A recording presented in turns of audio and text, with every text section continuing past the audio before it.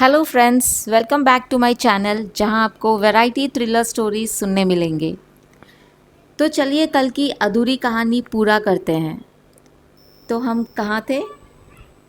गुलशन और नील निकलते हैं पुलिस स्टेशन क्योंकि उनको सच्चाई बताकर नील के पिताजी को रिहा करवाना था। दोनों पुलिस स्टेशन पहुंचते हैं। नील वहां के सब इंस्पेक्टर से कहता है कि मेरे पापा आपके जेल में हैं और वो गुनहगार नहीं है। सब इंस्पेक्टर पूछता है कि आपके पिता कौन हैं? नील कहता है कि मेरे पिता का नाम मिस्टर रुपेश है। सब इंस्पेक्टर कहते हैं कि ऐसा नाम का कोई भी आदमी हमारे जेल में नहीं है। नील कहता है कि आपने कल उनको गुलशन समझकर अरेस्ट किया था। उसी वक्त गुलशन अपने चेहरे से स्कार्फ हटाता है। सब इंस्पेक्टर गुलशन को देखकर चौंक जाता है। नील कहता है कि हाँ, यही असली गुलशन है। सब इंस्पेक्टर तुरंत जेल के अंदर जो गुलशन बंद है उनको बाहर लाते हैं। गुलशन जो जेल से बाहर आया वो असली वाले गुलशन को देखकर चौंक जाता है और पूछता है कि क्या तुम जिंदा हो?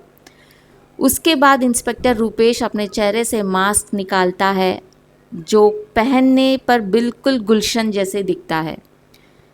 सुनैना जी यह सच्चाई पहले से जानती थी, इसलिए पुलिस को बताने के लिए पुलिस स्टेशन पहुंच जाती है।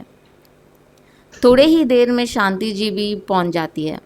इंस्पेक्टर बताने लग जाते हैं कि क्यों वो गुलशन की तरह दिखने के लिए मास्क पहनते थे। इंस्पेक्टर रुपेश बताते हैं कि गुलशन के एनकाउंटर के बाद वो समुंदर में गिर जाता है, जिसके बाद बॉडी नहीं मिलता है और सब समझ बैठते हैं कि वो मर चुके हैं। गुलशन के मौत की खबर सुनकर उसकी बेटी का आवाज़ चला जाता है जो एक फेमस सिंगर है। जैसे इंस्पेक्टर रुपेश को ये खबर मिलती है कि गुलशन की बेटी की आवाज़ चली गई, वो सुनकर उनको बहुत अफसोस होता है। एक दिन वो गुलशन के घर जाते हैं और सुनैना से कहते हैं कि मैं आपके पति को वापस नहीं ला सकता, लेकिन आपकी बेटी की आवाज़ को लाने की कोशिश कर सकता हूँ। इसके लिए मुझे गुलशन की तरह बनकर आपकी बेटी के सामने आना पड़ेगा। सुनैना जी मान जाती है। उसके बाद कभी कभी इंस्पेक्टर रुपेश सुनैना जी के घर उनकी बेटी से पिता की तरह बनकर मिलने जाते थे। रिटायरमेंट के दिन पार्टी के बाद वो घर जा रहे थे, तभी सुनैना जी का कॉल आता है कि उनकी बेटी की आवाज़ वापस आ गए। इस खुशी में इंस्पेक्टर रुपेश ने सोचा कि पहले वो सुनैना के घर जाए। वो जल्दी से गुलशन की तरह दिखने के लिए मास्क पहन लेते हैं और फिर उन्हें ख्याल आता है कि कुछ उस लड़की के लिए गिफ्ट लेकर जाए।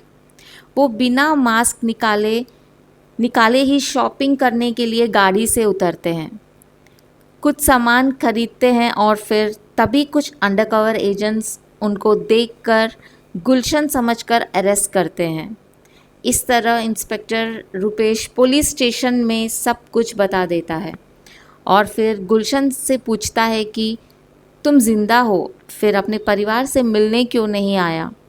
गुलशन कहता है कि मैं आया था अपने परिवार से मिलने, लेकिन उस दिन मैंने तुमको मेरे घर में मेरी तरह बनकर जाते हुए देखा और सोचा कि मेरी बेटी की ज़रूरतें और ख्वाहिशें एक बाप के तौर पर तुम ही पूरा कर सकते हो। मैं खुदगर्ज हो गया था और मेरी बेटी को खुश देखकर वहाँ से चला गया, लेकिन जब मुझे पता चला कि तुम्हें अरेस्ट किया गया तब मुझे लगा कि ये ठीक नहीं है, इसलिए तुम्हारे बेटे को कॉल किया और सच्चाई बोलने के लिए पुलिस स्टेशन आ गया। शांति जी सुनैना से माफ़ी मांगती है। सब इंस्पेक्टर गुलशन को अरेस्ट करते हैं और रुपेश को रिहा। जाते जाते गुलशन नील से कहता है कि शर्त भूलना नहीं। नील वादा करता है और सभी वहाँ से चले जाते हैं और शर्त के मुताबिक नील गुलशन की बेटी से शादी करता है। तो ये थी आज की कहानी। मैं आशा करती हूँ कि आपको कहानी पसंद आई होगी। कल एक नई कहानी के साथ आपसे मिलेंगे। कल की कहानी एक ऐसी औरत के बारे में है जिसकी दुनिया सुबह उठते ही पूरी तरह से बदल जाती है। क्या ये औरत की दिमागी हालत ठीक नहीं है या किसी की साजिश?